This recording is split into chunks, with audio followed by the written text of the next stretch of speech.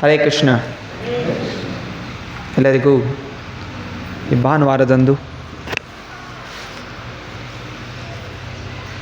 ಶ್ರೀ ರಾಧಾ ಶ್ಯಾಮಚಂದ್ರ ಮಂದಿರದಲ್ಲಿ ಶ್ರೀಮದ್ ಭಾಗವತಂ ಚರ್ಚೆಗೆ ಎಲ್ರಿಗೂ ಆತ್ಮೀಯ ಸ್ವಾಗತ.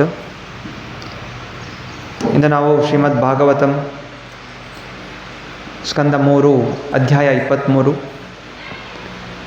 ದೇಹಹುತಿಯ ವಿಳಾಪ ಅಧ್ಯಾಯದಿಂದ ಶ್ಲೋಕ 49 ಚರ್ಚೆ ಮಾಡಲು ಪ್ರಯತ್ನಿಸುತ್ತಿದ್ದೇವೆ. ಅನೇಕರಿಗೆ ತಿಳಿದಿರುವ ಹಾಗೆ ದೇವಹುತಿ ಕಪಿಲ ಮುನಿಯ ತಾಯಿ ಹಾಗೂ ಕರ್ದಮ ಮುನಿಯ ಪತ್ನಿ. ದೇವಹುತಿ ಸ್ವಯಂಭೂ ಮನು, ಎಲ್ಲ ಮನುಷ್ಯರ ಆದಿಯಾದಂತಹ ಸ್ವಯಂಭೂ ಮನುವಿನ ಪುತ್ರಿ. ಮಹಾರಾಜ, ಸಮಸ್ತ ಭೂಮಿಗೆ ರಾಜನಾಗಿದ್ದ. ಆದರೆ ಅವನು ಯಾವುದೋ ಇನ್ನೊಬ್ಬ ರಾಜನಿಗೋಸ್ಕರ ಆಸ್ತಿಯನ್ನು ನೋಡಿ, ಅವನ ಕೆಲಸವನ್ನು ನೋಡಿ, ಎಷ್ಟು ಸಂಬಳ ತರ್ತಾ ಇದ್ದಾನೆ, ಎಷ್ಟು ಆಸ್ತಿ ಇದೆ, ಅವರಪ್ಪ ಏನು ಮಾಡ್ತಾ ಇದ್ದಾರೆ, ಇದೆಲ್ಲ ಯಾವುದೂ ನೋಡದೆ ಒಬ್ಬ ಉತ್ತಮವಾದಂಥ ಭಕ್ತನಿಗೆ ಕೊಟ್ಟು ವಿವಾಹ ಮಾಡ್ತಾನೆ.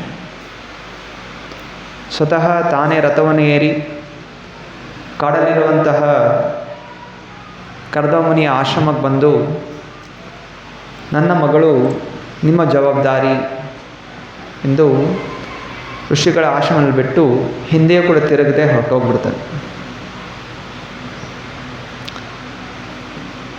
ಅಂದರೆ ತಂದೆಯ ಒಂದು ಕರ್ತವ್ಯ ಮಗಳನ್ನು ಒಳ್ಳೆಯ ಒಂದು ಭಕ್ತನಿಗೆ ಕೊಟ್ಟು ವಿವಾಹ ಮಾಡಿಸುವಂಥದ್ದು. ಅಲ್ಲಿಗೆ ಅವರ ಜವಾಬ್ದಾರಿ ಮುಗಿತು.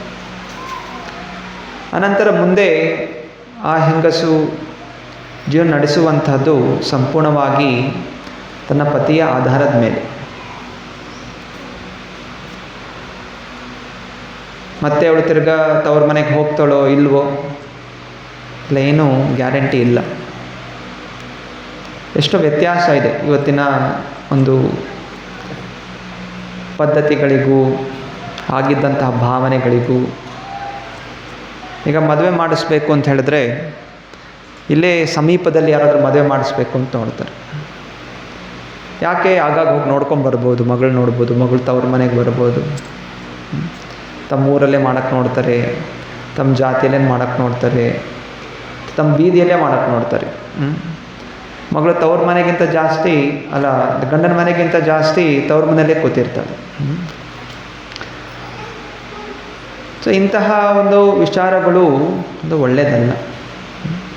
ನಾನು ಇಲ್ಲಿ ಹೇಳ್ತಾ ಇದ್ದಾರೆ, ಪ್ರತಿಯೊಂದು ಹಂತದಲ್ಲೂ ಜೀವನದಲ್ಲಿ ಸಂಸಾರದಿಂದ ವೈರಾಗ್ಯ ಬೆಳೆಸ್ಕೊಳ್ಳಿಕ್ಕೆ ಪುರುಷನಿಗೂ ಸ್ತ್ರೀಗೂ ಇಬ್ಬರೂ ಕೂಡ ಅವಕಾಶ ಕೊಡ್ತಾ ಇದ್ದಾರೆ. ಹೌದು, ತುಂಬ ಪ್ರೀತಿಯಿಂದ ತಂದೆ ತಾಯಿ ಬೆಳೆಸ್ತಾರೆ. ಆದರೆ ಅವ್ರ ಪ್ರೀತಿ ಯಾವ ರೀತಿ ಇರಬೇಕು? ಮಕ್ಕಳಿಗೆ ವೈರಾಗ್ಯ ಬೆಳೆಸ್ಕೊಡ್ಬೇಕು. 18 ವರ್ಷ ಚೆನ್ನಾಗಿ ನೋಡ್ಕೋತಾರೆ, 16 ವರ್ಷ 18 ವರ್ಷ ನಂತರ ಉತ್ತಮವಾದಂತಹ ವ್ಯಕ್ತಿಗೆ ಕೊಟ್ಟು ವಿವಾಹಗೊಳಿಸಿದ ಮೇಲೆ ಮತ್ತೆ ತಿರ್ಗಾ ಮಗಳು ನೋಡಬೇಕು, ಹೆಂಗಿದ್ದಾಳೆ, ಏನು ಮಾಡ್ತಾರೆ, ಇದೆಲ್ಲ ಅಪೇಕ್ಷೆ ಇರೋದಿಲ್ಲ. ಹಾಗೆಯೇ ಹುಡುಗಿಯೂ ಕೂಡ ಮತ್ತೆ ಮತ್ತೆ ತವ್ರ ಮನೆಗೆ ಹೋಗಬೇಕು, ತಾಯಿ ನೋಡಬೇಕು, ಅದು ನೋಡಬೇಕು ಅಂತೆಲ್ಲ ಅಪೇಕ್ಷೆ ಇಲ್ಲ. ಹೌದು, ಇಲ್ಲಿ ಅತ್ತೆ ಮಾವ ಗಂಡ ಮಕ್ಕಳು ಇಲ್ಲಿ ನೋಡ್ಕೊಳ್ಳುವಂಥದ್ದು, ಭಕ್ತಿಯಲ್ಲಿ ಮುಂದುವರಿಯುವಂಥದ್ದು, ಇದು ಅವಳ ಚಿಂತನೆ ಆಗಿರುತ್ತೆ. ಸೊ ಹೀಗೆ ಸ್ವಯಂಭೂ ಮನು ತನ್ನ ಪ್ರೀತಿಯ ಮಗಳನ್ನು, ಅವಳು ಕಿರಿಯ ಮಗಳು, ಅವಳನ್ನು ಕೊಟ್ಟು ಹೊರಟೋಗ್ತಾನೆ. ಹಾಗೆ ದೇವಹುತಿ ಕೂಡ ತಮ್ಮ ಪತಿ ಋಷಿಗಳು ಬೆಳಗ್ಗೆಯಿಂದ ರಾತ್ರಿ ತನಕ ತಪಸ್ಸೆ ಮಾಡ್ಕೊಂಡು ಕೂತಿರ್ತಾರೆ. ದೊಡ್ಡ ಅರಮನೆಯಲ್ಲಿ ಬೆಳೆದಂತಹ ಅವಳು, ನನಗೆ ಅರಮನೆ ಬೇಕು, ವಜ್ರ ಬೇಕು, ವೈಡೂರ್ಯ ಬೇಕು, ಅದು ಬೇಕು, ಸೀರೆ ಬೇಕು, ವರ್ಷ ಮದುವೆ ವಾರ್ಷಿಕೋತ್ಸವಕ್ಕೆ, ಬರ್ಡೇಗೆ, ಇನ್ಯಾವುದಕ್ಕೂ ಅಲ್ಲಿಗೆ ಹೋಗಬೇಕು, ನೆಂಟರ ಮನೆಗೆ ಹೋಗಬೇಕು, ಅವ್ರ ಮನೆಗೆ ಹೋಗಬೇಕು, ಅಲ್ಲೇನೋ ಹಬ್ಬ ಇದೆ, ಇಲ್ಲೇನೋ ಹಬ್ಬ ಇದೆ, ಇದ್ಯಾವುದೂ ಇಲ್ಲ. ಋಷಿಗಳು ಆಶ್ರಮದಲ್ಲಿ ಕೂತಿರ್ತಾರೆ, ತಪಸ್ಸೆ ಮಾಡ್ಕೊಂಡಿರ್ತಾರೆ. ಸಮಯ ಸಮಯಕ್ಕೆ ಭೋಜನ ಮಾಡುವಂಥದ್ದು, ಅದಕ್ಕೆ ಬೇಕಾಗಿರೋ ಯಜ್ಞಗಳಿಗೆ ಏನೇನು ತಯಾರಿ ಮಾಡಬೇಕು ಮಾಡಿಕೊಡುವಂಥದ್ದು ಅಷ್ಟೇ. ಶುಚಿಯಾಗಿಟ್ಕೊಳ್ಳುವಂಥದ್ದು ಮನೇನ. ಹೀಗೆ ಅನೇಕ ವರ್ಷಾನುಗಟ್ಟಲೆ ಸೇವೆ ಮಾಡ್ತಾ ಮಾಡ್ತಾ ತುಂಬ ಅವಳ ದೇಹ ಕ್ಷೀಣವಾಗಿ ಹೋಗುತ್ತೆ. ಅತ್ಯಂತ ಸುಂದರವಾದಂಥ ಮೈ, ಕೇವಲ ಮೂಳೆಗಳು ಕಾಣಲಿಕ್ಕೆ ಶುರುವಾಗುತ್ತೆ. ಪತಿ ಯಾವತ್ತೂ ಕೂಡ ಅವಳನ್ನ ಕಣ್ಬಿಟ್ಟು ನೋಡೋಕ್ಕೂ ಇರಲಿಲ್ಲ. ಅಷ್ಟು ಸುಂದರವಾಗಿದ್ಲು. ಆದರೂ ಕೂಡ ಕರ್ದಮ ಮುನಿ ಎಂತಹ ವ್ಯಕ್ತಿ, ಸದಾ ಭಗವಂತನ ಚಿಂತನೆ ಇರ್ತಾ ಇದ್ದ, ಸದಾ ಭಗವಂತ ನಾಮಸ್ಮರಣೆ ಮಾಡ್ತಾ ಇದ್ದ.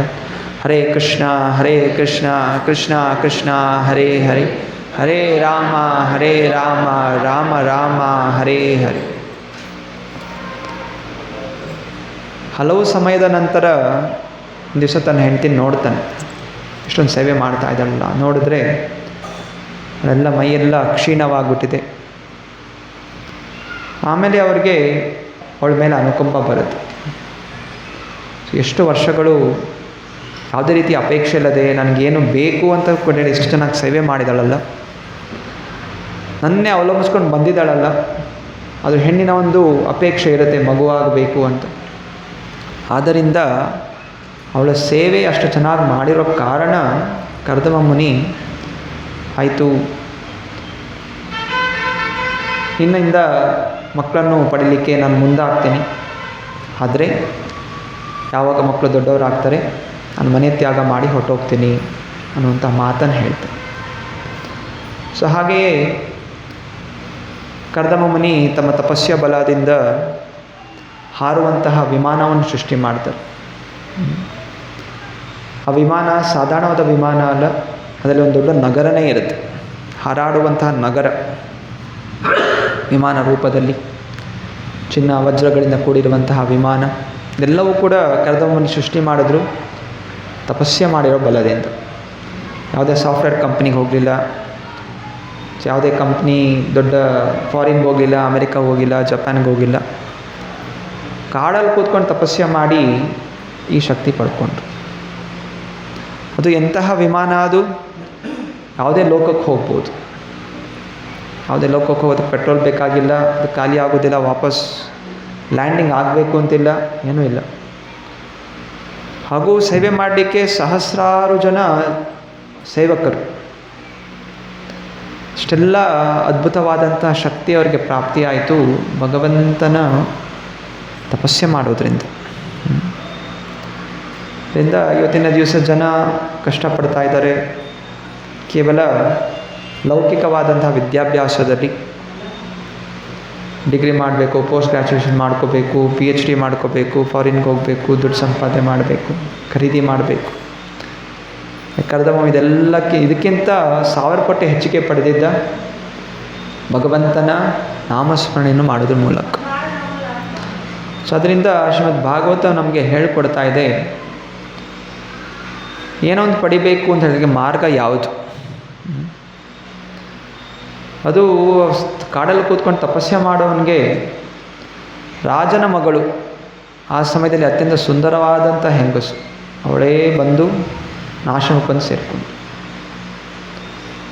ಇವತ್ತು ಸುಂದರವಾದ ಹೆಂಗಸಿಗೋಸ್ಕರ ಹಿಂದೆ ಓಡ್ಕೊಂಡು ಹೋಗ್ತಾರೆ. ಎಷ್ಟೆಷ್ಟೋ ಫೋಟೋಗಳು ನೋಡ್ತಾರೆ, ಅಲ್ಲಿ ಹೋಗ್ತಾರೆ, ಇಲ್ಲಿ ಹೋಗ್ತಾರೆ, ತಿರುಗಾಡ್ತಾರೆ, ಆದರೂ ಕೂಡ ಸಿಗೋದಿಲ್ಲ.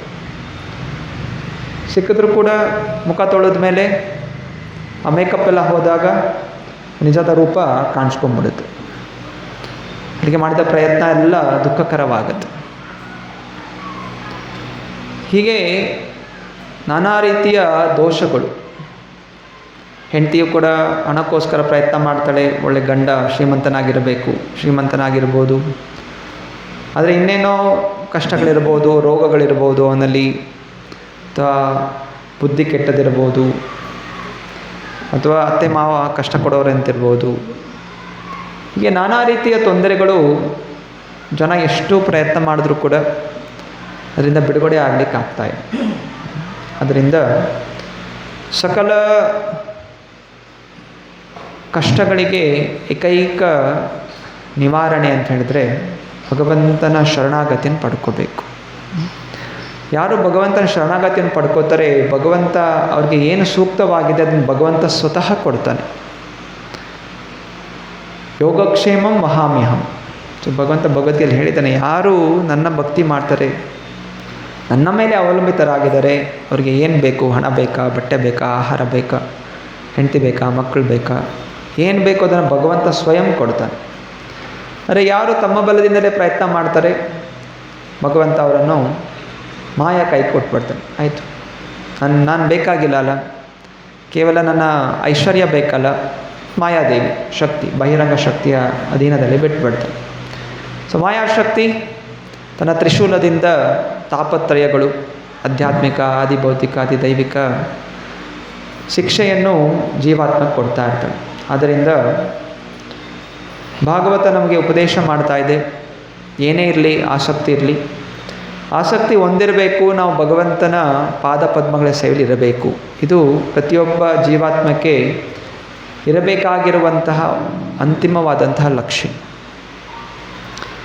ಅದನ್ನು ಪ್ರಾಪ್ತಿ ಮಾಡಲಿಕ್ಕೆ ಭಗವಂತ ನಿನಗೇನು ಬೇಕು ಅದನ್ನು ಕೊಡು, ನಿನಗೆ ಬಿಟ್ಟಿರುವಂಥದ್ದು. ಆದರೆ ನನ್ನ ಏಕೈಕ ಉದ್ದೇಶ, ನಾನು ಸದಾ ನಿಸ್ವಾರ್ಥ ನಿಷ್ಕಾಮ ಭಾವನೆಯಿಂದ ನಿನ್ನ ಪಾದಪದ್ಮಗಳ ಸೇವೆಯಲ್ಲಿ ಇರಬೇಕು ಅಂತ ಪ್ರಾರ್ಥನೆಯನ್ನು ಮಾಡ್ಕೋಬೇಕು.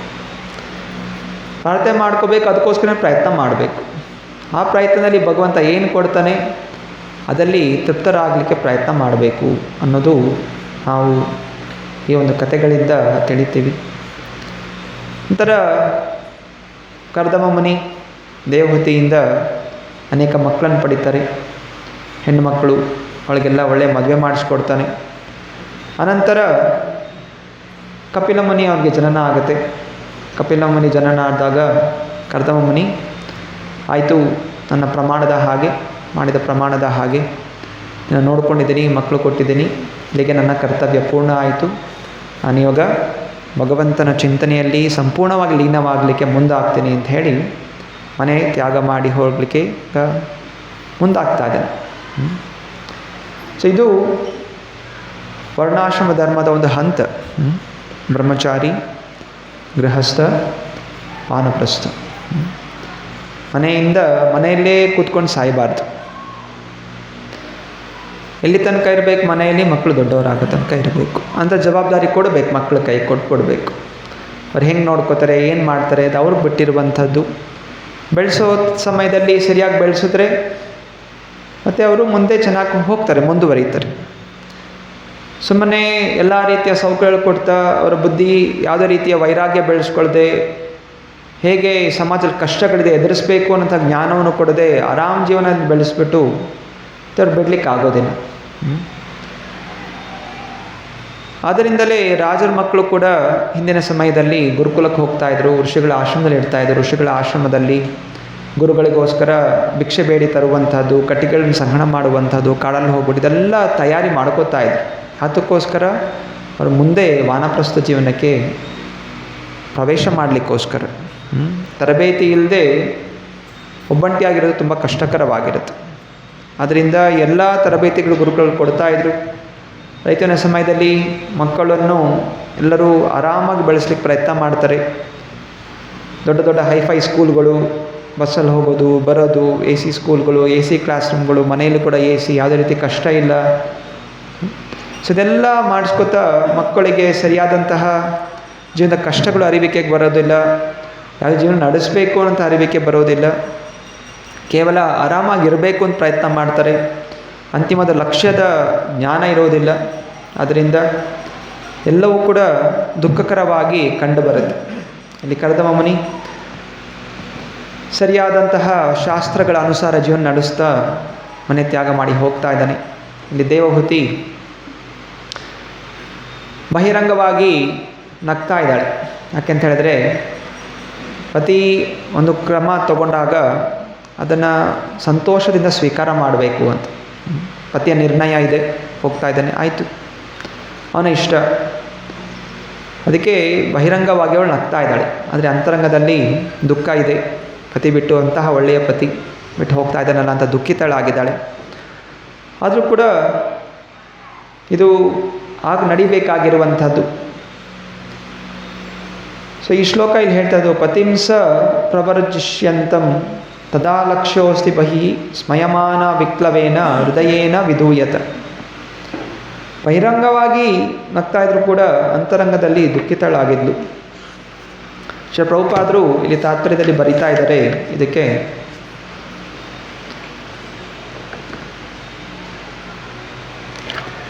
ಕರ್ದಮ ಮುನಿ ಒಂದು ಒಳ್ಳೆಯ ಉದಾಹರಣೆಯನ್ನು ಕೊಡ್ತಾ ಇದ್ದಾರೆ. ಇದನ್ನು ಎಲ್ಲರೂ ಕೂಡ ಸ್ಪಷ್ಟವಾಗಿ ಅರ್ಥ ಮಾಡ್ಕೋಬೇಕು. ಯಾರ ಒಂದು ಉದ್ದೇಶವು ಕೃಷ್ಣ ಪ್ರಜ್ಞೆಯಾಗಿರುತ್ತದೆ, ಅವರು ಸಂಸಾರದ ಜೀವನವನ್ನು ಸೇರಿಕೊಂಡರೂ ಕೂಡ ಕ್ರಮೇಣವಾಗಿ ಮನೆಯನ್ನು ತ್ಯಾಗ ಮಾಡಬೇಕು, ಆದಷ್ಟು ಶೀಘ್ರವಾಗಿ.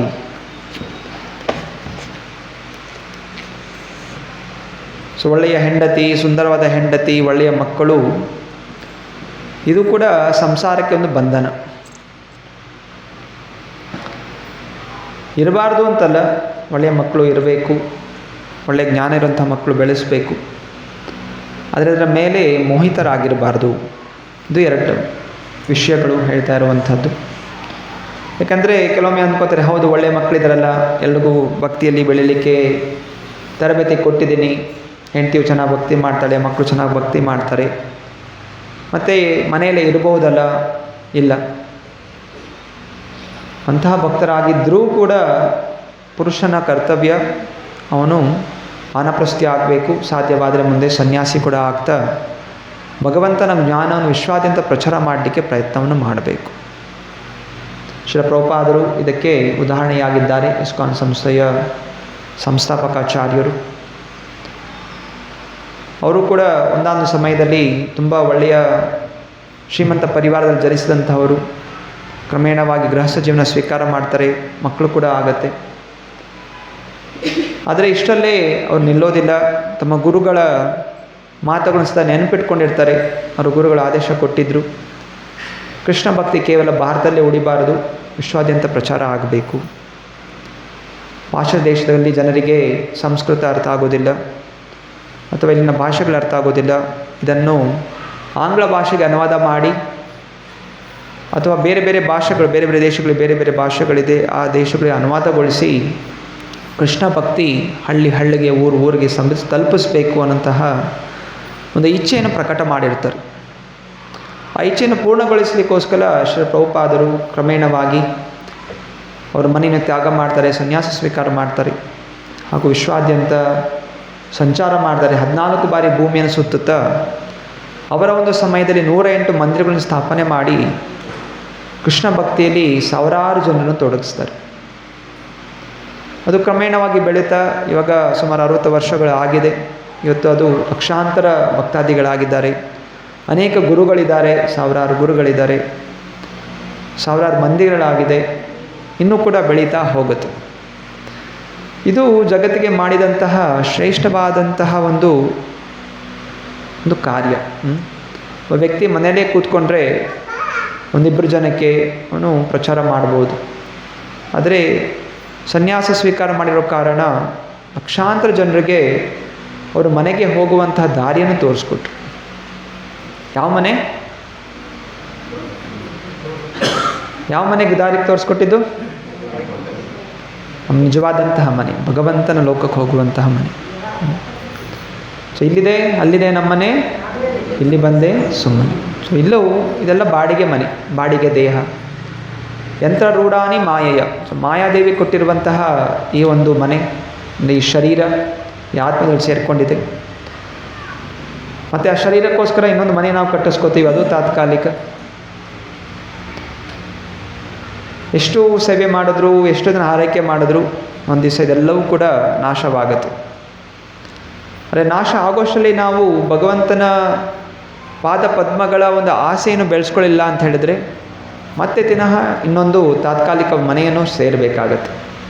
ಪುನರಪಿ ಜನನಂ ಪುನರಪಿ ಮರಣಂ ಪುನರಪಿ ಜನನೀ ಜಠರೇ ಶಯನಂ ಯಹ ಸಂಸಾರೇ ಬಹುದುಸ್ತಾರೆ ಕೃಪಯಾ ಪಾದೆ ಪಾಹಿ ಮುರಾರೇ. ಆಚಾರ್ಯರು ಹೇಳಿದ್ದಾರೆ, ಇದರಲ್ಲಿ ಬಾರಿ ಬಾರಿ ಅನೇಕ ಜೀವ ಯೋನಿಗಳಲ್ಲಿ ನಾವು ಹುಟ್ಟಬೇಕಾಗತ್ತೆ, ಸಾಯಬೇಕಾಗತ್ತೆ. ಯಾಕೋಸ್ಕರ? ಯಾಕಂದರೆ ಭಗವಂತನ ಪಾದ ಪದ್ಮಗಳ ಆಶ್ರಯನ ಹಿಡ್ಕೊಳ್ದಿರೋ ಕಾರಣ. ಆದರೆ ಯಾರು ಹಿಡ್ಕೋತಾರೆ ಅವರು ಈ ಸಂಸಾರ ದುಃಖಗಳಿಂದ ಮುಕ್ತರಾಗ್ತಾರೆ. ಆದ ಕಾರಣ ಇಲ್ಲಿ ಕರ್ದಮ ಮುನಿಗಳು ಒಂದು ಉದಾಹರಣೆಯಾಗಿ ತೋರಿಸ್ಕೊಟ್ಟಿದ್ದಾರೆ. ಯಾವ ರೀತಿ ಒಬ್ಬ ವ್ಯಕ್ತಿಯು ಎಷ್ಟೇ ಶ್ರೀಮಂತನಾಗಿರ್ಬೋದು, ಬುದ್ಧಿವಂತನಾಗಿರ್ಬೋದು, ಸುಂದರವಾಗಿರ್ಬೋದು, ಎಲ್ಲ ರೀತಿಯ ಸೌಕರ್ಯಗಳಿರ್ಬೋದು, ಆರಾಮಿರ್ಬೋದು ಮನೆಯಲ್ಲಿ, ಆದರೂ ಕೂಡ ಅವನ ಮನೆಯನ್ನು ತ್ಯಾಗ ಮಾಡಿ ಭಗವಂತನ ಧಾಮಕ್ಕೆ ಹೋಗಲಿಕ್ಕೆ ಪ್ರಯತ್ನವನ್ನು ಮಾಡಬೇಕು. ಒಂದು ಪ್ರವಚನದಲ್ಲಿ ಕೇಳ್ತಾ ಇದ್ರಿ, ಹೇಗೆ ಸಂಸಾರ ಅನ್ನುವಂಥದ್ದು ಒಂದು ಬಂಧನ. ಕೆಲವೊಮ್ಮೆ ಪುರುಷರು ಕೂಡ ಆ ಪುರುಷದ ಒಂದು ಗುಣಗಳನ್ನು ಬಿಟ್ಟು ತಮ್ಮ ಪತ್ನಿಯರ ಸೇವಕರಾಗ್ಬಿಡ್ತಾರೆ. ಕೆಲವೊಮ್ಮೆ ತುಂಬ ಡೌರಿ ತಗೊಂಡಿರ್ತಾರೆ, ಆದ್ದರಿಂದ ಅತ್ತೆ ಮಾವೊಂದು ಹೆಂಡತಿದ ಮಾತು ಕೇಳಬೇಕಾಗತ್ತೆ. ಹೀಗೆಲ್ಲ ಒಂದು ಸನ್ನಿವೇಶಗಳು.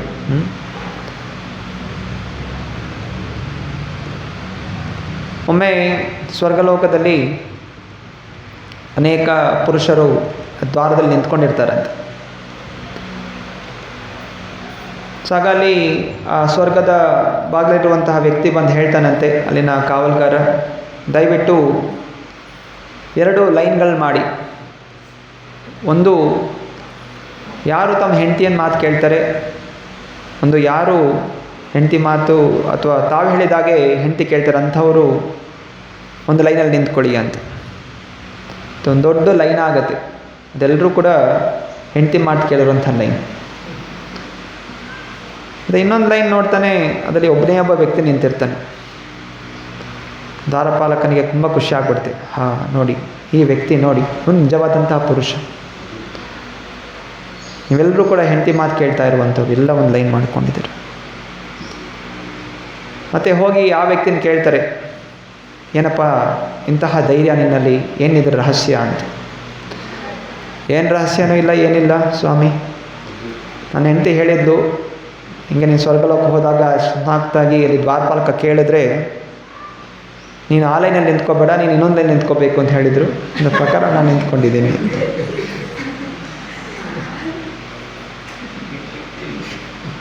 ಸೊ ಹೀಗೆ ಸಣ್ಣ ಒಂದು ಹಾಸ್ಯ, ಆದರೂ ಇದರಲ್ಲಿ ಅನೇಕ ಅರ್ಥಗಳಿದೆ. ಕೆಲವರು ಕೇವಲ ಹೆಂಡತಿ ಮಾತು ಅಂತಲ್ಲ, ಇನ್ನು ಕೆಲವರು ಬಾಸ್ ಮಾತಲ್ಲಿ ಇರ್ತಾರೆ, ಏನು ಅಪ್ಪ ಅಮ್ಮನ ಮಾತು, ಹೆಂಡತಿ ಮಾತು, ಅಥವಾ ಪರಿವಾರದ ಮಾತು, ಅಥವಾ ದೇಶದ ಜನರ ಮಾತು, ಜಾತಿಯ ಮಾತು, ಹೀಗೆ ನಾನಾ ರೀತಿಯ ಒಂದು ಬಂಧನಗಳಲ್ಲಿ ಸಿಕ್ಕಾಕೊಂಡ್ಬಿಟ್ಟಿರ್ತಾರೆ. ಒಂದೇ ಒಂದು ಮಾತು ಕೇಳಬೇಕು. ಯಾರ ಮಾತು? ಗುರುಗಳ ಹಾಗೂ ಶಾಸ್ತ್ರಗಳ ಮಾತನ್ನು ಕೇಳಬೇಕು. ಇದು ಪ್ರತಿಯೊಬ್ಬನ ಧರ್ಮ. ಗುರು, ಸಾಧು, ಶಾಸ್ತ್ರ. ಹರೇ ಕೃಷ್ಣ ಹರೇ ಕೃಷ್ಣ ಕೃಷ್ಣ ಕೃಷ್ಣ ಹರೇ ಹರೇ, ಹರೇ ರಾಮ ರಾಮ ರಾಮ ಹರೇ ಹರೇ. ಶಾಸ್ತ್ರಗಳು ಕೇವಲ ವೈರಾಗ್ಯದಲ್ಲೇ ಬೆಳಿಬೇಕು ಹಾಗಂತ ಸಂಸಾರ ಮಾಡುವ ಅವಶ್ಯಕತೆ ಇಲ್ಲ ಅಂತಿಲ್ಲ.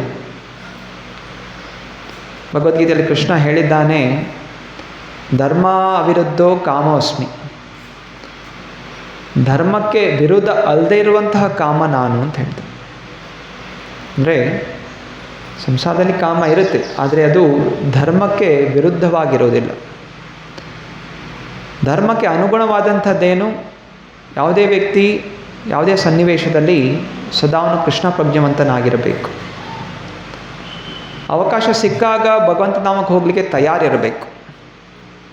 ಎಷ್ಟೇ ಅನುಕೂಲವಾಗಿ ಕಾಣಿಸ್ತಾ ಇರಲಿ ಭೌತಿಕ ಜಗತ್ತು,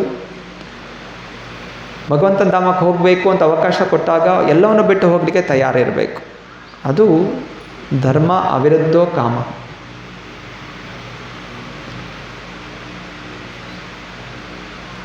ಆದರೆ ಎಲ್ಲರನ್ನು ಕೇಳಿ ಮೃತ್ಯು ಬರೋದಿಲ್ಲ. ಮೃತ್ಯು ಯಾವಾಗ ಬರುತ್ತೆ ನಮಗೆ ಗೊತ್ತಿಲ್ಲ. ಆದ್ದರಿಂದ ನಾವು ಸದಾ ತಯಾರಿರಬೇಕು. ಪರೀಕ್ಷಿತ್ ಮಹಾರಾಜನಿಗೆ ಮೃತ್ಯು ಹೇಳಿ ಬಂತು, ಇನ್ನು 7 ದಿವಸದಲ್ಲಿ ನೀನು ಸಾಹಿತ್ಯ ಅಂತ ಹೇಳಿ ಬ್ರಾಹ್ಮಣ ಶಾಪ ಹಾಕಿದ್ದ. ಅದರಿಂದ ಅವನಿಗೆ ಗೊತ್ತಿತ್ತು ಇನ್ನು 7 ದಿವಸ ನಾನು ಸಾಯ್ತೀನಿ ಅಂತ.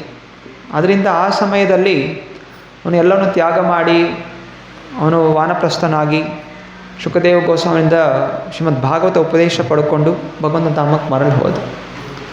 ಅಂದರೆ ನಮಗೆ ಗೊತ್ತಿಲ್ಲ ಯಾವಾಗ ಸಾವು ಬರುತ್ತೆ ಅಂತ. ಯಾವಾಗ ಬೇಕಾದ್ರೂ ಬರ್ಬೋದು. ಇತ್ತೀಚೆಗೆ ನ್ಯೂಸಲ್ಲಿ ನೋಡಿದ್ವಿ ಹೇಗೆ ಮೊನ್ನೆ ತಾನೇ ಆದಂಥ ಘಟನೆ. ಏನು ಘಟನೆ? ಅಮೇರಿಕದಿಂದ ಲಂಡನ್ಗೆ ಹೋಗಬೇಕು ಅಂತ ತಯಾರಾದಂತಹ ಸುಮಾರು 250 ಜನ ಕ್ಷಣ ಮಾತ್ರದಲ್ಲಿ ಎಲ್ಲರೂ ಕೂಡ ಮೃತಪಟ್ಟರು. ಎಲ್ಲರೂ ಖುಷಿಯಿಂದ ಟಾಟಾ ಬಾಯ್ ಬಾಯ್, ಇಂಗ್ಲೆಂಡ್ಗೆ ಹೋಗ್ತಾ ಇದ್ದೀವಿ, ಲಂಡನ್ಗೆ ಹೋಗ್ತಾ ಇದ್ದಿಂದೆಲ್ಲ ಖುಷಿಯಾಗಿದ್ದರು. ಯಾರ್ಯಾರಿಗೂ ಕೂಡ ಆಭಾಸ ಇರಲಿಲ್ಲ. ದೊಡ್ಡವರಿದ್ದರು, ವೃದ್ಧರಿದ್ದರು, ಸಣ್ಣ ಸಣ್ಣ ಮಕ್ಕಳಿದ್ದರು. ಎಲ್ಲರೂ ಫೋಟೋ ಸೆಲ್ಫಿಗಳು ತೆಗೆದು ಎಲ್ಲ ತಮ್ಮ ಸ್ನೇಹಿತರಿಗೆ ಹಂಚ್ಕೊಂಡ್ರು, ನಾವು ಹೋಗ್ತಾ ಇದ್ದೀವಿ ಅಂತ. ಅಂದರೆ ಅವರು ಪರ್ಮನೆಂಟಾಗಿ ಹೋಗ್ಬಿಟ್ರು. ಇನ್ನು ಕೆಲವೊಮ್ಮೆ ಆತಂಕವಾದಿಗಳು ಅವರು ಕೂಡ ಹಲ್ಲೆ ಮಾಡ್ತಾರೆ, ಆಕ್ಸಿಡೆಂಟ್ಗಳಾಗತ್ತೆ, ಅಪಘಾತಗಳಾಗುತ್ತೆ, ಶರೀರವೇ ಕೈ ಬಿಡುತ್ತೆ ನಾನಾ ರೋಗಗಳಿಗೆ. ಹೀಗೆ ಯಾವಾಗ ಬೇಕಾದರೂ ಈ ಕ್ಷಣಿಕವಾದಂಥ ಜೀವನ ಇದು ಮುಕ್ತಾಯವಾಗ್ಬೋದು. ಎಲ್ಲ ನೋಡಿದ್ರೂ ಕೂಡ ಯಾವ ವ್ಯಕ್ತಿ ಕೂಡ ಯೋಚನೆ ಮಾಡೋದಿಲ್ಲ ನನಗೂ ಕೂಡ ಜೀವನ ಹಿಂಗೆ ಆಗುತ್ತೆ ಅಂತ. ಇದೇ ಧರ್ಮರಾಜ ಹೇಳುವಂಥದ್ದು. ಯಮರಾಜ ಯುಧಿಷ್ಠ ಮಹಾರಾಜನ ಕೇಳ್ತಾನೆ, ತುಂಬ ಆಶ್ಚರ್ಯಚಕಿತವಾಗಿರುವಂಥ ವಿಷಯ ಏನು ಈ ಜಗತ್ತಲ್ಲಿ ಅಂತ. ಧರ್ಮರಾಜ ಯುಧಿಷ್ಠ ಮಹಾರಾಜ ಹೇಳ್ತಾನೆ, ಜಗತ್ತಲ್ಲಿ ಜನ ಸುತ್ತಮುತ್ತ ನೋಡ್ತಾ ಇದ್ದಾರೆ, ಇಂತೆಂಥ ಅಪಘಾತಗಳು ನಡೀತಾ ಇದೆ, ಎಲ್ಲರೂ ಬಿಟ್ಟು ಹೋಗ್ತಾರೆ, ಸಾಯ್ತಾ ಇದ್ದಾರೆ. ಆದರೆ ಅವನು ಚಿಂತನೆ ಮಾಡೋದಿಲ್ಲ, ನನಗೂ ಈ ರೀತಿ ಗತಿ ಆಗುತ್ತೆ ಅಂತ ಅವನು ಯಾವನು ಚಿಂತನೆ ಮಾಡೋದಿಲ್ಲ. ನಾನು ಶಾಶ್ವತವಾಗಿ ಇರ್ತೀನಿ ಅನ್ನೋ ರೀತಿಯಲ್ಲಿ ಜೀವನ ನಡೆಸ್ತಾನೆ.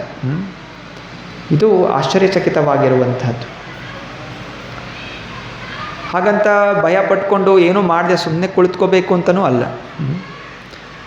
ಅರ್ಜುನ ಕೇಳ್ತಾನೆ, ಕೃಷ್ಣ ಯುದ್ಧ ಮಾಡಿ ನನಗೇನು ಸಿಗ್ತಾ ಇದೆ? ಎಲ್ಲರೂ ಸತ್ತೋಗ್ಬಿಡ್ತಾರೆ, ಸತ್ತೋಗ್ಬಿಟ್ಟು ನಾನು ಒಬ್ಬನೇ ಏನು ಮಾಡಬೇಕು? ಅದಕ್ಕೆ ಬೇಡವೇ ಬೇಡ, ಯುದ್ಧ ಮಾಡೋದೇ ಬೇಡ, ಯುದ್ಧ ಬಿಟ್ಟು ನಾನೇ ಹೊರಟೋಗ್ತೀನಿ ಅಂತ ಹೇಳ್ತೀನಿ. ಹೆಂಗಿದ್ರು ಯುದ್ಧ ಮುಗಿದ ಮೇಲೂ ಕೂಡ ಎಲ್ಲರೂ ಸತ್ತೋದಾಗ ನಾನು ಆನಂದವಾಗಿರ್ಲಿಕ್ಕೆ ಸಾಧ್ಯ ಇಲ್ಲ. ಒಬ್ಬಂಟಿಯಾಗಿ ಹೆಂಗೆ ಆನಂದಿಸ್ಬೇಕು? ಅದ್ರ ಜೊತೆಯಲ್ಲಿ ಅವ್ರನ್ನ ಸಾಯಿಸ್ಬಿಟ್ಟು ನಾನು ಮಾಡೋ ಬದಲು ನಾನೇ ಸ್ವತಃ ಯುದ್ಧನೇ ಬೇಡ ಅಂತ ಬಿಟ್ಟು ಓಡೋಗ್ಬಿಟ್ರೆ ನಾನು ವೈರಾಗ್ಯದಲ್ಲಿ ಇರ್ತೀನಿ, ಬೇರೆಯಾದರೂ ಖುಷಿಯಾಗಿರ್ತಾರ ಅಂತ ಚಿಂತನೆ ಮಾಡ್ತಾನೆ. ಆವಾಗ ಕೃಷ್ಣ ಹೇಳೋಂಥ ಉಪದೇಶ, ಯುದ್ಧ ಮಾಡ್ತಾ ಇರೋದು ನಿನ್ನ ಸಂತೋಷಕ್ಕಲ್ಲ, ನಿನಗೆ ರಾಜ್ಯ ಸಿಗಬೇಕು ಅಂತಲ್ಲ. ಯುದ್ಧ ಮಾಡ್ತಾ ಇರುವಂಥದ್ದು ಧರ್ಮಕ್ಕೋಸ್ಕರ. ಧರ್ಮ ಉಳಿಬೇಕು, ಭಕ್ತರಾಗಿ ಜನ ಜೀವನ ನಡೆಸಬೇಕು. ಇದು ರಾಜನ ಕರ್ತವ್ಯ, ರಾಜನ ಜವಾಬ್ದಾರಿ. ದೇಶದ ಎಲ್ಲ ಪ್ರಜೆಗಳು ಧಾರ್ಮಿಕರಾಗಿರಬೇಕು, ಭಗವಂತ ಚಿಂತನೆ ನಡಿಬೇಕು. ಆದರೆ ದುಷ್ಟರು ರಾಜರಾದರೆ ಮತ್ತು ಅವರು ಇಂದ್ರಿಯ ತೃಪ್ತಿಯಲ್ಲಿ ಭೋಗಿಸ್ತಾ ಇರ್ತಾರೆ. ಮತ್ತು ಪ್ರಜೆಗಳು ಕೂಡ ಅಂತಹ ರಾಜನ ನೋಡಿ ಅವರು ಕೂಡ ಇಂದ್ರಿಯ ತೃಪ್ತಿಯಲ್ಲಿ ತೊಡಗ್ತಾರೆ. ಇದರಿಂದ ಸಮಸ್ತ ಆ ದೇಶದ ಜನ ಹಾಳಾಗ್ತಾರೆ. ಆದ್ದರಿಂದ ಒಳ್ಳೆಯ ರಾಜ ಇರಬೇಕು, ರಾಜನ ಕರ್ತವ್ಯ ವೈರಾಗ್ಯದಲ್ಲಿ ನಡೆಸಬೇಕು, ಉದಾಹರಣೆಯಾಗಿರಬೇಕು. ಯದ್ಯದ್ ಆಚರತಿ ಶ್ರೇಷ್ಠ ತತ್ತದ್ ಏವೇತರೋ ಜನಃ. ಸಾಮಾನ್ಯ ವ್ಯಕ್ತಿಗಳು ದೊಡ್ಡ ವ್ಯಕ್ತಿಗಳು ಏನು ಮಾಡ್ತಾರೆ? ಅನುಸರಿಸ್ತಾರೆ. ಸೊ ಇಷ್ಟು ವರ್ಷಗಳು ನಾನಾ ದುಷ್ಟ ಜನ, ಇಂದ್ರಿಯ ಭೋಗಿಸುವಂಥ ಜನ ಅಧಿಕಾರದಲ್ಲಿದ್ದರು. ಆದ್ದರಿಂದ ಎಲ್ಲ ಪ್ರಜೆಗಳು ಕೂಡ ಅದೇ ರೀತಿ ನಡೀತಾ ಇತ್ತು. ಸರ್ಕಾರ ಬದಲಾಗ್ತಾ ಇದ್ದಾಗೆ, ಒಳ್ಳೆಯ ಸರ್ಕಾರ ಬರ್ತಾ ಇದ್ದ ಹಾಗೆ ಕೆಲವರು ಬದಲಾಗ್ತಾರೆ, ಕೆಲವರು ವಿರೋಧಿಸ್ತಾ ಇದ್ದಾರೆ. ಯಾಕಂದರೆ ಅದೇ ರೀತಿ ಅಭ್ಯಾಸ ಆಗಿಬಿಟ್ಟಿದೆ. ದುಷ್ಟ ಜೀವನ ನಡ್ಕೊಂಡು ಅಭ್ಯಾಸ ಆಗಿರೋ ಕಾರಣ ಒಳ್ಳೆಯ ಸರ್ಕಾರ ಒಳ್ಳೆಯದು ಮಾಡಬೇಕು ಅಂತ ಹೇಳಿದ್ರೆ ಅದಕ್ಕೆ ವಿರೋಧವಾಗಿ ಅನೇಕರು ನಿಲ್ತಾ ಇದ್ದಾರೆ. ಇದು ಒಂದು ಪರಿಸ್ಥಿತಿ. ಆದ್ದರಿಂದ ಒಂದು ಸಲ ಕೆಟ್ಟ ದಾರಿ ಹಿಡ್ಕೊಂಡ್ವಿ, ಕೆಟ್ಟ ದಾರಿಯಿಂದ ಒಳ್ಳೆಯವರಾಗೋದು ಕೂಡ ಅಷ್ಟು ಸುಲಭ ಅಲ್ಲ. ಆದ್ದರಿಂದ ಆದಷ್ಟು ಸಣ್ಣ ವಯಸ್ಸಿನಿಂದಲೇ ಭಕ್ತಿ ಅನ್ನೋದು ತಂದೆ ತಾಯರು ಮಕ್ಕಳು ಕೊಡಬೇಕು. ಕೆಲವೊಮ್ಮೆ ತಂದೆ ತಾಯರು ಬಿಟ್ಬಿಡ್ತಾರೆ, ಆಯಿತು ಮಕ್ಕಳು ಹೆಂಗೆ ಬೇಕು, ಮಕ್ಕಳಲ್ಲ ಆಟ ಆಡ್ತಾರೆ, ಇರಲಿ ಹೀಗೆ ಆಟ ಆಡ್ಕೊಂಡು ನಂತರ ಸ್ಕೂಲಿಗೆ ಹೋಗ್ತಾರೆ, ಆಯಿತು ಇವಾಗ ಸ್ಕೂಲ್ ವಯಸ್ಸಲ್ಲ ಅಂತ ಕಾಲೇಜ್ಗಳ ಉದ್ಧಾರ ಆಗ್ತಾರೆ, ಸರಿ ಆಗ್ತಾರೆ. ಹೀಗೆ ಬಿಟ್ಟು ಅವ್ರು ಯಾವತ್ತೂ ಕೂಡ ಒಳ್ಳೆ ದಾರಿಗೆ ಬರೋದೇ ಇಲ್ಲ ಅಂತ ಪ್ರಹ್ಲಾದ ಮಹಾರಾಜ ಹೇಳ್ತಾರೆ. ಭಕ್ತಿ ಅನ್ನೋದು ಯಾವಾಗ ಶುರು ಮಾಡಬೇಕು? ಕೌಮಾರ ಆಚರೇತ್ ಪ್ರಯಾಜ್ಞು. ಕೌಮಾರ ಅಂದರೆ 5 ವರ್ಷ ಇರಬೇಕಾದ್ರೆ ಇದೆಲ್ಲ ಭಕ್ತಿ ವೈರಾಗ್ಯ ಅನ್ನುವಂಥದ್ದು ಕಲಿಬೇಕು. ಆಟಾಡೋ ವಯಸ್ಸು, ಎಲ್ಲ ಹಸುರ ಸ್ನೇಹಿತರು ಹೇಳ್ತಾರೆ, ಈಗ ಆಟ ಆಡೋ ವಯಸ್ಸದಲ್ಲ ಇವಾಗ ಯಾಕೆ ಮಾಡಬೇಕು? ಪ್ರಾಧಾನ್ಯತೆ ಇದೇ ಸಮಯ ಮಾಡುವಂಥದ್ದು, ಕಲಿಯುವಂಥ ವಯಸ್ಸು. ಇವಾಗ ನಾವು ಕಲಿದೇ ಇದ್ದರೆ ಮುಂದೆ ನಾವು ಕಲೀಲಿಕ್ಕೆ ಆಗೋದಿಲ್ಲ. ಗಿಡವಾಗಿ ಬಗ್ಗದು ಮರವಾಗಿ ಬಗ್ಗೈತೆ, ಮರವಾದ ಮೇಲೆ ಮುರಿಯುತ್ತೆ ಅಷ್ಟೇ ಬಗ್ಸಕ್ಕೆ ಹೋದರೆ. ಹಾಗೆ ಅನೇಕರು ಈ ರೀತಿ ಒದ್ದಾಡ್ತಾ ಇದ್ದಾರೆ. ಭಕ್ತಿ ಮಾಡಬೇಕು, ಗೊತ್ತಾಗ್ತಾಯಿದೆ ನಾವು ತಪ್ಪು ಮಾಡ್ತಾ ಇದ್ವಿ, ತಪ್ಪು ದಾರಿಯಲ್ಲಿ ಹೋಗ್ತಾ ಇದ್ದೀವಿ, ಅಲ್ಲಿ ತಿರುಗಿಸ್ಲಿಕ್ಕೆ ಆಗ್ತಾಯಿಲ್ಲ, ಯಾಕಂದರೆ ಹೋಗ್ಬಿಟ್ಟಿದ್ದಾರೆ. ಆದ್ದರಿಂದ ಆದಷ್ಟು ಶೀಘ್ರವಾಗಿ, ಯಾರು ಅನೇಕರು ಇನ್ನೂ ಶುರು ಮಾಡಿಲ್ಲ, ಆದಷ್ಟು ಶೀಘ್ರವಾಗಿ ಶುದ್ಧ ಭಕ್ತಿಯನ್ನು ಮಾಡಲಿಕ್ಕೆ ಪ್ರಯತ್ನವನ್ನು ಮಾಡಬೇಕು. ಶುದ್ಧ ಭಕ್ತಿ ಮಾಡೋದು ಅಷ್ಟೊಂದು ಕಷ್ಟಕರವೇನೂ ಅಲ್ಲ. ಕೇವಲ ಪ್ರತಿ ದಿವಸ 16 ಮಾಲೆ ಹರೇ ಕೃಷ್ಣ ಕೃಷ್ಣ ಕೃಷ್ಣ ಹರೇ ಹರೇ, ಹರೇ ರಾಮ ರಾಮ ರಾಮ ಹರೇ ಹರೇ ಜಪಿಸಬೇಕು. ಪ್ರತಿನಿತ್ಯ ಸ್ವಲ್ಪ ಸಮಯ ತಗೊಂಡು ಭಗವದ್ಗೀತೆ, ಭಾಗವತ ಉಪದೇಶಗಳನ್ನು ಓದಬೇಕು. ಅನಂತರ ಭಕ್ತರ ಸಂಘದಲ್ಲಿರಬೇಕು. ವಾರಕ್ಕೊಮ್ಮೆ ಆದರೂ ಮಂದಿರಕ್ಕೆ ಬರೆಯುವಂಥದ್ದು. ಮಂದಿರಕ್ಕೆ ಬರುವಂಥ ಉದ್ದೇಶ ತಮ್ಮ ಇಂದ್ರಿಯಗಳಿಂದ ವಿಗ್ರಹಗಳ ಸೇವೆ ಮಾಡುವಂಥದ್ದು, ಮಂದಿರವನ್ನು ಶುಚೀಕರಣ ಮಾಡುವಂಥದ್ದು, ಪ್ರಸಾದವನ್ನು ಸ್ವೀಕಾರ ಮಾಡುವಂಥದ್ದು, ಭಕ್ತರ ಸಂಘ ಮಾಡುವಂಥದ್ದು. ಸುಮ್ಮನೆ ಮಂದಿರಕ್ಕೆ ಬಂದು ತೀರ್ಥ ತಗೊಂಡು ಪ್ರಸಾದ ತಿನ್ಕೊಂಡು ಹೋಗ್ಬಿಟ್ರೆ ಸ್ವಲ್ಪ ಫಲ ಸಿಗುತ್ತೆ. ಫಲ ಇಲ್ಲ ಅಂತಲ್ಲ, ಸ್ವಲ್ಪ ಫಲ ಇದೆ. ಪೂರ್ಣ ಫಲ ಯಾವಾಗ ಸಿಗುತ್ತೆ?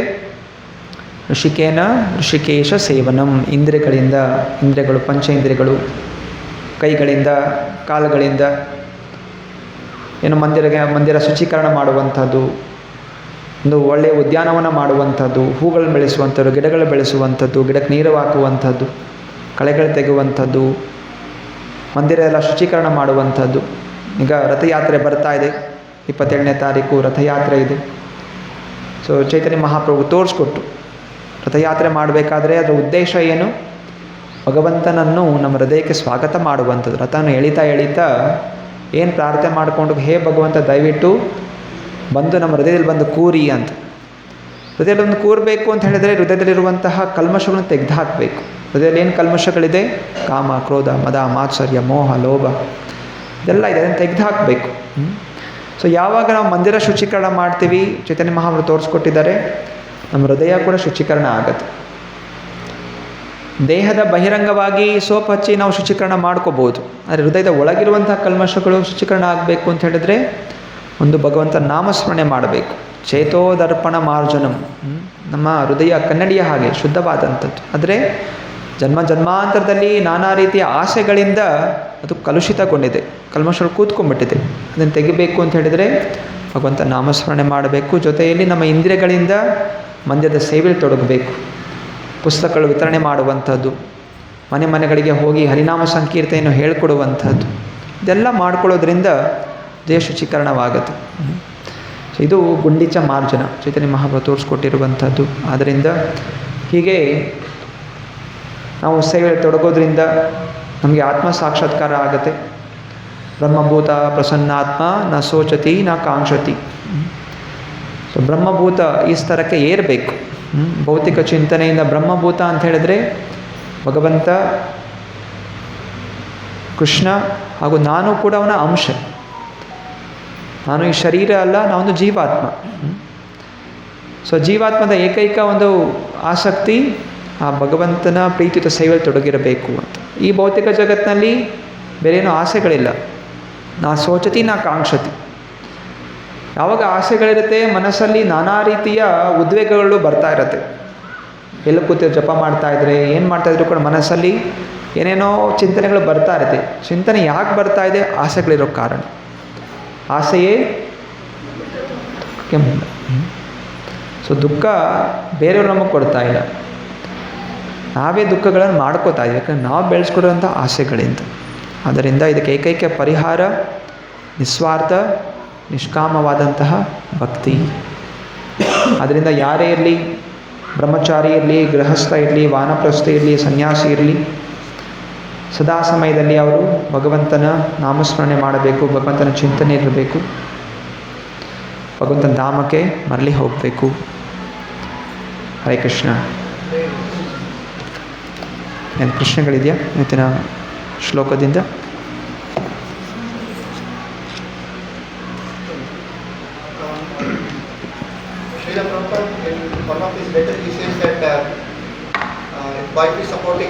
then husband no need to take a sannyas.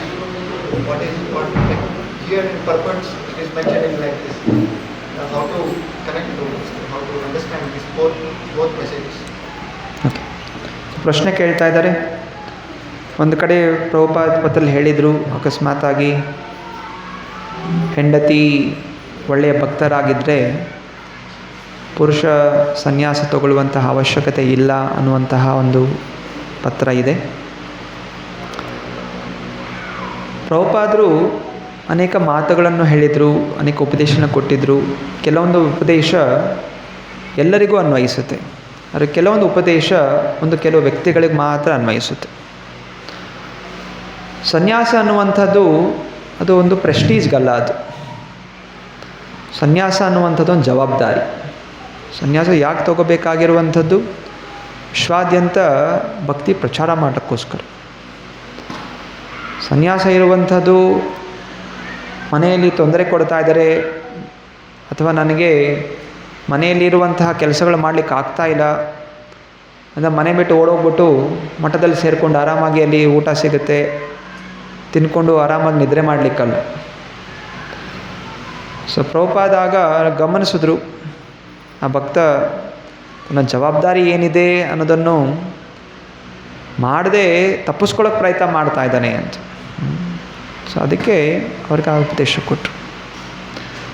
ಇದರಿಂದ ಅನೇಕ ಗೃಹಸ್ಥರಿಗೆ ಪ್ರಭುಪಾದ ಸನ್ಯಾಸ ಕೊಟ್ಟಿದ್ದಾರೆ. ಅವರಿಗೆ ಅನೇಕ ಶಿಷ್ಯನ ಗೃಹಸ್ಥರಾಗಿದ್ದರು, ಅವರು ಕೂಡ ಸನ್ಯಾಸ ಕೊಟ್ಟಿದ್ದಾರೆ. ಯಾಕೆ ಅಂತ ಹೇಳಿದರೆ ನೋಡಿದ್ದಾರೆ ಆ ವ್ಯಕ್ತಿಯಲ್ಲಿ ನಿಜವಾಗಿ ಪ್ರಚಾರ ಮಾಡಬೇಕು ಅನ್ನುವಂತಹ ಆಸಕ್ತಿ ಇದೆ, ಅದರಿಂದ ಸನ್ಯಾಸ ಕೊಟ್ಟಿದ್ದಾರೆ. ಆದರೆ ಕೇವಲ ತಮ್ಮ ಜವಾಬ್ದಾರಿಗಳನ್ನು ತಪ್ಪಿಸ್ಕೊಳ್ಳೋಕ್ಕೋಸ್ಕರ ಸನ್ಯಾಸ ತಗೊಳ್ಳುವಂಥದ್ದು ಒಳ್ಳೆಯದಲ್ಲ. ಆದ್ದರಿಂದ ಜವಾಬ್ದಾರಿಯನ್ನು ಪೂರೈಕೆ ಮಾಡಿ ಕ್ರಮೇಣವಾಗಿ ಯಾವಾಗ ಆ ಮನಸ್ಸು ಸ್ಥಿರವಾಗಿದೆ, ಸನ್ಯಾಸ ತಗೊಂಡು ತಿರ್ಗಾ ಬೇಜಾರು ಪಡ್ಕೊಂಡು ತಿರ್ಗಾ ವಾಪಸ್ ಮನೆಗೆ ಹೋಗೋಕ್ಕಾಗಲ್ಲ. ಬ್ರಹ್ಮಚಾರಿ ಆದವನು ಗೃಹಸ್ಥನಾಗ್ಬೋದು, ಆದರೆ ಸನ್ಯಾಸದಿಂದ ಗೃಹಸ್ಥನಾಗುವಂಥದ್ದು ಇದು ಅಪರಾಧ ಆಗುತ್ತೆ. ಸೊ ಆದ ಕಾರಣ ಕೆಲವರಿಗೆ ಪ್ರಭುಪಾದ ನೋಡಿದ್ರು, ಗಮನಿಸಿದ್ರು. ಸೊ ಯಾರು ಯೋಗ್ಯರಿದ್ದಾರೆ ಅವರಿಗೆ ಸನ್ಯಾಸವನ್ನು ಕೊಟ್ಟರು. ಸೊ ಯಾರು ಸುಮ್ಮನೆ ತಪ್ಪಿಸ್ಕೊಳ್ಳೋ ಪ್ರಯತ್ನ ಹೇಳಿದ್ರು, ಕ್ರಮೇಣವಾಗಿ ಬನ್ನಿ ಅಂತ. Second thing, in Kali Yuga also it is not recommended to accept sannyas. What is? So ಶಾಸ್ತ್ರಗಳು ಉಪದೇಶ ಮಾಡ್ತಾರೆ. ಇವಾಗ ಮುಂಚಿನ ಸಮಯದಲ್ಲಿ ಜನರು ಅವರ ಗುಣ ಸಾತ್ವಿಕದಲ್ಲಿತ್ತು, ಕೆಲವು ಮಟ್ಟಿಗೆ ರಾಜಸಿಕ ಇತ್ತು. ಅವರು ತಪಸ್ಸುಗಳ ಮೂಲಕ ಅವರು ಸಾತ್ವಿಕ ಗುಣಕ್ಕೇರಿ ಸನ್ಯಾಸವನ್ನು ಸ್ವೀಕಾರ ಮಾಡ್ತಾಯಿದ್ರು. ಆದರೆ ಕಲಿಯುಗ ಕಲೇರ್ ದೋಷ ನಿಧೇ ರಾಜನ್, ಅನೇಕ ದೋಷಗಳು ತುಂಬಿಕೊಂಡಿದೆ. ಸೊ ಮತ್ತು ಅದೇ ಉದ್ದೇಶ ಅಷ್ಟೇ, ಜನರು ಸನ್ಯಾಸ ಅನ್ನುವಂಥದ್ದು, ಸನ್ಯಾಸ ಪೀಠದಲ್ಲಿ ಕೂತ್ಕೊಂಡ್ಬಿಟ್ರೆ ಅನೇಕ ಜನ ಭಕ್ತರು ಬರ್ತಾರೆ, ಅನೇಕ ಜನ ಬಂದು ಪಾದಪೂಜೆ ಮಾಡ್ತಾರೆ, ಎಲ್ಲ ದಾನವನ್ನು ಕೊಡ್ತಾರೆ, ದೊಡ್ಡ ಮಠ ಮಾಡಿಕೊಂಡು ದೊಡ್ಡ ಸಿಂಹಾಸನದಲ್ಲಿ ಕೂತ್ಕೊಂಡು ಇದು ಚೆನ್ನಾಗಿದೆ ಜೀವನ ಅಂತ ಹೇಳಿ ಪ್ರಯತ್ನ ಮಾಡಬಾರ್ದು. ಈಗ ಅನೇಕರು ಇದು ನಡೀತಾ ಇದೆ, ನೋಡಿದ್ದೀವಿ, ಅನೇಕ ಮಠಗಳಿದೆ ಆ ರೀತಿ. ಮಠ ಮಾಡ್ಕೊಂಬಿಟ್ರೆ ಕೆಲವು ಜನ ನಂಬ್ತಾರೆ, ಸಂಪೂರ್ಣವಾಗಿ ನಂಬ್ತಾರೆ, ಹೋಗಿ ದಾನ ಕೊಡ್ತಾರೆ. ಆದರೆ ಅವರೇನು ಉಪದೇಶ ಅನ್ನೋದು ಕೊಡೋದಿಲ್ಲ. ಆಯಿತು, ನೀವು ಬಂದು ದಾನ ಮಾಡಿ ಆರಾಮಾಗಿರಿ, ಏನು ನಿಯಮಗಳಿಲ್ಲ, ಏನಿಲ್ಲ, ಈ ರೀತಿ ಅನೇಕ ಮಠಗಳಿದೆ. ಸೊ ಆ ರೀತಿಯ ಒಂದು ಕಾವಿ ಬಟ್ಟೆ ಹಾಕ್ಕೊಂಡು ಸನ್ಯಾಸ ಸ್ವೀಕಾರ ಮಾಡಿ ಏನು ಉಪಯೋಗ ಇಲ್ಲ. ಸನ್ಯಾಸಿಯ ಕರ್ತವ್ಯ ಏನು? ಜನರಿಗೆ ವೈರಾಗ್ಯವನ್ನು ತರಿಸ್ಬೇಕು, ಕೃಷ್ಣ ಭಕ್ತಿಯನ್ನು ತರಿಸ್ಬೇಕು. ಸಾಧು ಸಂಘ ಸರ್ವಶಾಸ್ತ್ರ ಕಹೆ, ಲವ ಮಾತ್ರ ಸಾಧು ಸಂಘ ಸರ್ವಸಿದ್ಧಿ ಹೋಯ್. ಸಾಧುವಿನ ಸಂಘ ಮಾಡಿದ ಒಬ್ಬ ವ್ಯಕ್ತಿಗೆ ಅವನಿಗೆ ಮನಸ್ಸಲ್ಲಿ ದೃಢವಾಗಿ ಕೃಷ್ಣ ಭಕ್ತಿ ಬರಬೇಕು. ಆ ರೀತಿ ಅವನ ವ್ಯಕ್ತಿತ್ವ ಇರಬೇಕು, ಅವನ ಕರ್ತವ್ಯಗಳಿರಬೇಕು, ಅವನ ಕಾರ್ಯಗಳಿರಬೇಕು. ಸುಮ್ಮನೆ ಆರಾಮ್ ಜೀವನಕ್ಕೋಸ್ಕರ ಸನ್ಯಾಸ ಸ್ವೀಕಾರ ಮಾಡುವಂಥದ್ದು ಅಲ್ಲ. ಅದು ಕಲಿಯುಗದಲ್ಲಿ ಅಂಥ ಭಾವನೆಗಳು ಇರುತ್ತೆ. ಕಲೇರ್ ದೋಷ ನಿಧೇ ರಾಜನ್. ಸೊ ಆದ್ದರಿಂದ ಎಲ್ಲರಿಗೂ ಅದು ಉಪದೇಶ ಮಾಡಿಲ್ಲ. ಆದರೆ ಯಾರು ಆ ಯೋಗ್ಯತೆ ಅನ್ನೋದು ಸಾಧನೆ ಮುಖಾಂತರ ಬೆಳೆಸ್ಕೊಂಡಿದ್ದಾರೆ, ಗುರುಗಳು ಹೇಳ್ತಾರೆ, ಆಯಿತು ಸನ್ಯಾಸ ತಮಗೆ ಇಚ್ಛೆ ಬಂದಾಗ ತೊಗೊಳಕ್ಕಾಗಲ್ಲ, ಗುರುಗಳಿಗೆ ಹೋಗಿ ಪ್ರಾರ್ಥನೆ ಸಲ್ಲಿಸಬೇಕು. ಗುರುಗಳು ಈ ವ್ಯಕ್ತಿಯಲ್ಲಿ ಅಯೋಗ್ಯತೆ ಇದೆ ಅಂತ ಹೇಳಿದಾಗ ಆಯಿತು ಸನ್ಯಾಸ ಸ್ವೀಕಾರ ಮಾಡುವಂಥ ಆದೇಶ ಕೊಟ್ಟಾಗ ಅವ್ರು ಸನ್ಯಾಸವನ್ನು ಸ್ವೀಕಾರ ಮಾಡಬಹುದು. ಎಲ್ಲರಿಗೂ ಅಲ್ಲ, ಯಾರು ಆ ಒಂದು ಆದೇಶ ಗುರುಗಳಿಂದ ಪಡ್ಕೋತಾರೆ ಸ್ವೀಕಾರ ಮಾಡಬಹುದು. Another thing you have mentioned in our class too, that whatever responsibilities we are taking, we should be Krishna consciousness and the very cautious thing that over a period of time we have to give up all these things, and in that vairagya we have to work in whatever activity or whatever ashram we have select. But when a person enters into particular responsibility, then there is all chances of getting bewildered and thinking it's I and mine, aham ameti, that all things will come. So then how to come out of this kind of confusions or thinking that I am the center point of these things and that thing. ಪ್ರಶ್ನೆ ಕೇಳ್ತಾ ಇದ್ದಾರೆ, ಸಾಂಸಾರಿಕ ಚಟುವಟಿಕೆ ತೊಡಗಿರಬೇಕಾದ್ರೆ ಅಷ್ಟು ಶೀಘ್ರವಾಗಿ ವೈರಾಗ್ಯ ಬೆಳೆಸ್ಕೊಂಡು ನಡೆಸುವಂಥದ್ದು ತುಂಬ ಕಷ್ಟಕರ. ಯಾಕಂದರೆ ಸಾಂಸಾರಿಕ ಜೀವನ ತುಂಬ ಭ್ರಮೆಗೊಳಿಸುವಂತಹ ಜೀವನ, ಅನೇಕ ಆಕರ್ಷಣೆಗಳಿರುತ್ತೆ. ಆದರೂ ಹೇಗೆ ನಾವು ಭಕ್ತಿ ಮಾಡೋದು ಅಂಥದ್ದು. ನಮ್ಮ ಎಲ್ಲ ಇಂದ್ರಿಯಗಳು ತುಂಬ ಚುರುಕಾಗಿರುವಂಥದ್ದು. ಅದರಲ್ಲಿ ಮುಖ್ಯವಾದಂಥದ್ದು ನಮ್ಮ ಕಿವಿಗಳು ಹಾಗೂ ನಾಲಿಗೆ. ಅದಕ್ಕೆ ನವವಿಧ ಭಕ್ತಿಯಲ್ಲಿ ಪ್ರಥಮವಾಗಿ 2 ಮಾರ್ಗಗಳು ಹೇಳಿರುವಂಥದ್ದು ಶ್ರವಣ, ಕೀರ್ತನೆ.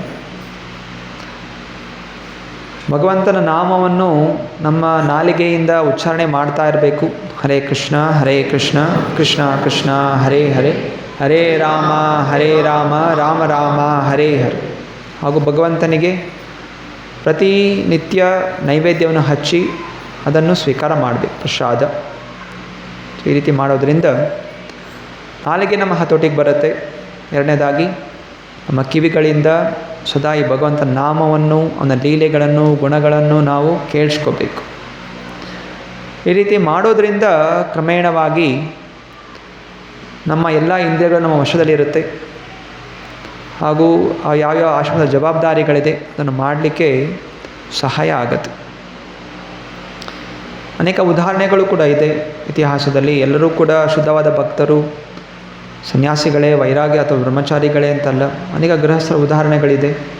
ಪಾಂಡವರು ಎಲ್ಲರೂ ಕೂಡ ಗೃಹಸ್ಥರೇ. ಅಂಬರೀಷ್ ಮಹಾರಾಜ, ಪ್ರಹ್ಲಾದ್ ಮಹಾರಾಜ, ಧ್ರುವ ಮಹಾರಾಜ, ಪೃಥು ಮಹಾರಾಜ. ಮಹಾರಾಜರು ಅಂತ ಹೇಳಿದ್ರೆ ಅನೇಕ ಜನ ಹೆಂಡತಿಯರು ಕೆಲವರಿಗೆ. ಚಿತ್ರಕೇತು ಮಹಾರಾಜ, ಅರಮನೆಗಳು, ಅನೇಕ ಜವಾಬ್ದಾರಿಗಳು, ಮಕ್ಕಳು ಎಲ್ಲ ಇದ್ದರೂ ಕೂಡ ಸತತವಾಗಿ ತಮ್ಮ ಒಂದು ದಿನನಿತ್ಯದ ಈ ಭಕ್ತಿಯ ಚಟುವಟಿಕೆಗಳು ಅಂದರೆ ಶ್ರವಣ, ಕೀರ್ತನ ಇದನ್ನು ಮಾಡ್ತಾ ಇರೋ ಕಾರಣ ಅವರಿಂದ ಭ್ರಮಿತರಾಗ್ತಾ ಇರಲಿಲ್ಲ. ಇದಲ್ಲದೆ ನಮ್ಮ ಗುರು ಪರಂಪರೆಯಲ್ಲಿ ಆಚಾರ್ಯರುಗಳು ಕೂಡ ಶ್ರೀಲ ಭಕ್ತಿವಿನೋದ್ ಠಾಕೂರರು ಕೂಡ ಗೃಹಸ್ಥರು. ಅವ್ರಿಗೂ ಅನೇಕ ಮಕ್ಕಳಿದ್ದರು. ಆದರೂ ಅವರು ದಿನದ ಡಿಸ್ಟ್ರಿಕ್ಟ್ ಮ್ಯಾಜಿಸ್ಟ್ರೇಟ್ ಆಗಿದ್ದರು. ಮ್ಯಾಜಿಸ್ಟ್ರೇಟ್ ಅಂದರೆ ಡಿಸ್ಟ್ರಿಕ್ಟು ಸಂಪೂರ್ಣ ಜವಾಬ್ದಾರಿ ಇರುತ್ತೆ. ಜಗನ್ನಾಥ್ಪುರಿಗೆ ಮುಖ್ಯ ಅಧಿಕಾರಿಗಳಾಗಿದ್ದರು, ಇನ್ಚಾರ್ಜ್ ಆಗಿತ್ತು. ಸೊ ಪ್ರತಿನಿತ್ಯ ಕೋರ್ಟ್ಗೆ ಹೋಗುವಂಥದ್ದು, ಟೈಮಿಗೆ ಅಲ್ಲಿ ನಿರ್ಣಯ ಕೊಡುವಂಥದ್ದು, ವಾಪಸ್ ಬರುವಂಥದ್ದು, ತಮ್ಮ ಭಕ್ತಿ ಸೇವೆ ಮಾಡುವಂಥದ್ದು, ಪ್ರವಚನಗಳು ಕೊಡುವಂಥದ್ದು, ಪುಸ್ತಕಗಳ ಅನುವಾದ ಮಾಡುವಂಥದ್ದು ಎಲ್ಲ ಕರ್ತವ್ಯ ಕೂಡ ಮಾಡ್ತಾಯಿದ್ರು. ಯಾಕೋಸ್ಕರ ಯಾಕೆಂತ ಹೇಳಿದರೆ ಪ್ರತಿನಿತ್ಯ ತಮ್ಮ ಏನು ಸಾಧನೆ ಇದೆ ಅದು ಮಾಡ್ತಾಯಿದ್ರು. ಅದು ಹೇಗಾದರೂ ಮಾಡಿ ನಿಮಗೆ ಪ್ರಭುಪಾದರು ಕೊಟ್ಟಿರುವಂಥದ್ದು 16 ಮಾಲೆ ಜಪ. 16 ಮಾಲೆ ಅಂದರೆ 2 ತಾಸು, 2 ಗಂಟೆ ಬೇಕಾಗತ್ತೆ. 2 ಗಂಟೆ ಜಪ ಮಾಡುವಂಥದ್ದು, 30 ನಿಮಿಷ ಭಗವದ್ಗೀತೆ ಓದುವಂಥದ್ದು, 30 ನಿಮಿಷ ಪ್ರವಚನಗಳು ಕೇಳುವಂಥದ್ದು. ಕನಿಷ್ಠವಾಗಿ ವಾರಕ್ಕೊಮ್ಮೆಯಾದರೂ ಮಂದಿರದಲ್ಲಿ ಮಂಗಳಾರತಿಗೆ ಬರುವಂಥದ್ದು. ಬೆಳಗ್ಗೆ 4:15 ಮಂಗಳಾರತಿ ಆಗುತ್ತೆ. ಬೆಳಗ್ಗೆ ಎದ್ದು ಬರುವಂಥದ್ದು, ಮಂಗಳಾರತಿ ನೋಡುವಂಥದ್ದು, ಭಕ್ತರ ಜೊತೆಯಲ್ಲಿ ಕೀರ್ತನೆ ಮಾಡುವಂಥದ್ದು. ಅದರಿಂದ ಆ ಎಲ್ಲ ಕರ್ತವ್ಯಗಳು ಕೂಡ ಸರಿಯಾಗಿ ಪೂರ್ಣ ಆಗುತ್ತೆ, ರಕ್ಷಣೆ ಸಿಗುತ್ತೆ. ಕ್ರಮೇಣವಾಗಿ ಭಗವಂತನ ಧಾಮಕ್ಕೆ ಹೋಗ್ತಾರೆ. ಇದೇ ಉಪಾಯ. ಪೇಷಂಟ್ ಹಾಸ್ಪಿಟಲ್ ಅಡ್ಮಿಟ್ ಆದಾಗ ಡಾಕ್ಟರ್ ಹೇಳ್ತಾರೆ ಈ 3 ಟೈಮ್ಗೆ ಔಷಧಿ ತೊಗೋಬೇಕು, ಇಂಥ ಪದಾರ್ಥಗಳು ತಿನ್ನಬಾರ್ದು. ಕ್ರಮೇಣವಾಗಿ ಗುಣ ಆಗತ್ತೆ. ಇವಾಗಲೇ ಗುಣ ಆಗಬೇಕು ಅಂತ ಹೇಳಿದ್ರೆ ಆಗೋದಿಲ್ಲ. ಕೈ ನೋವ್ತಾ ಇದೆ, ಕೈ ಕತ್ತರಿಸ್ಬಿಟ್ರೆ ಕೈ ನೋವು ಹೋಗೋದಿಲ್ಲ. ಅದರಿಂದ ಸಂಸಾರದಿಂದ ಬಿಡುಗಡೆ ಆಗಬೇಕು, ಸಂಸಾರದಲ್ಲೇ ಇದ್ದು ಅದಕ್ಕೆ ಔಷಧಿ ತೊಗೋಬೇಕು. ಔಷಧಿ ತೊಗೊಂಡ್ರೆ ಕ್ರಮೇಣವಾಗಿ ಗುಣ ಆಗತ್ತೆ. ಯಾಕಂದರೆ ಎಷ್ಟೋ ವರ್ಷಗಳ ಕರ್ಮಗಳಿದೆಲ್ಲ, ಎಷ್ಟೋ ವರ್ಷ ಸಂಸಾರದಲ್ಲಿ ತಪ್ಪುಗಳು ಮಾಡಿದ್ದೀವಿ, ಕ್ರಮೇಣವಾಗಿ ಅದು ಕೂಡ ಬಿಡುಗಡೆ ಆಗುತ್ತೆ. ಆದ್ದರಿಂದ ಆತುರತೆ ಇರಬಾರ್ದು. ಪ್ರಭುಪಾದ ಉದಾಹರಣೆ ಕೊಡ್ತಾರೆ, ಯಾವ ರೀತಿ ಫ್ಯಾನ್ ಇದೆ, ಫ್ಯಾನ್ ಸ್ವಿಚ್ ಆನ್ ಮಾಡಿದಾಗ ಆ ಬ್ಲೇಡ್ಗಳು ತಿರುಗ್ತಾ ಇರುತ್ತೆ, ಸ್ಪೀಡಾಗಿ ತಿರುಗ್ತಾ ಇದೆ. ಆಫ್ ಮಾಡಿದ ತಕ್ಷಣ ತುರಂತವಾಗಿ ನಿಲ್ಲಲ್ಲ, ಅದು ಸ್ವಲ್ಪ ಹೊತ್ತು ತಿರುಗುತ್ತೆ ನಂತರ ನಿಲ್ಲುತ್ತೆ. ಇನ್ನೂ ತಿರುಗ್ತಾನೆ ಇದೆಯಲ್ಲ, ಆನ್ ಮಾಡಿದ್ರು ಒಂದೇ ಆಫ್ ಮಾಡಿದ್ರು ಒಂದೇ, ತಿರ್ಗಾ ಆನ್ ಮಾಡಿದ್ರೆ ಜಾಸ್ತಿ ತಿರುಗ್ತಾ ಇರುತ್ತೆ. ಅದರಿಂದ ಜಪ ಮಾಡ್ತಾ ಇದ್ದೀವಿ ಅಂತ ಹೇಳಿದ್ರೆ ಸ್ವಿಚ್ ಆಫ್ ಆಗಿದೆ. ಅದು ಜಪ ಮಾಡೋಕ್ಕೆ ಶುರು ಮಾಡಿದ್ದೀವಿ, ಪ್ರವಚನಗಳು ಕೇಳ್ತಾ ಇದ್ದೀವಿ ಅಂತ ಶುರು ಆಫ್ ಆಗಿದೆ, ತಿರ್ಗಾ ಆನ್ ಮಾಡೋಕ್ಕೆ ಪ್ರಯತ್ನ ಮಾಡಬಾರ್ದು. ಅಷ್ಟು ಅದರಲ್ಲೇ ಮುಂದುವರಿಬೇಕು. ಕ್ರಮೇಣವಾಗಿ ಅದು ನಿಲ್ಲುತ್ತೆ. ಹರೇ ಕೃಷ್ಣ.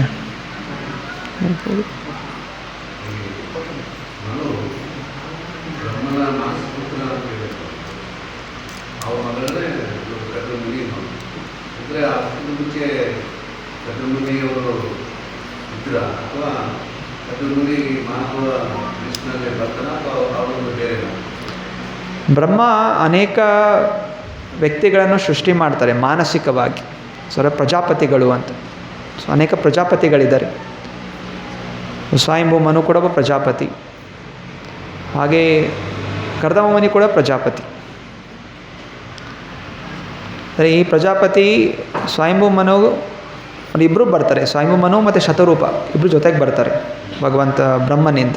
ಮತ್ತು ಅವರಿಂದ ಹುಟ್ಟಿದಂಥ ಮಕ್ಕಳನ್ನು ಬೇರೆ ಬೇರೆ ಪ್ರಜಾಪತಿ ಕೊಟ್ಟು ವಿವಾಹಗೊಳಿಸ್ತಾರೆ. ಗ್ರಂಥರಾಜ್ ಶ್ರೀಮದ್ ಭಾಗವತಂ ಕಿ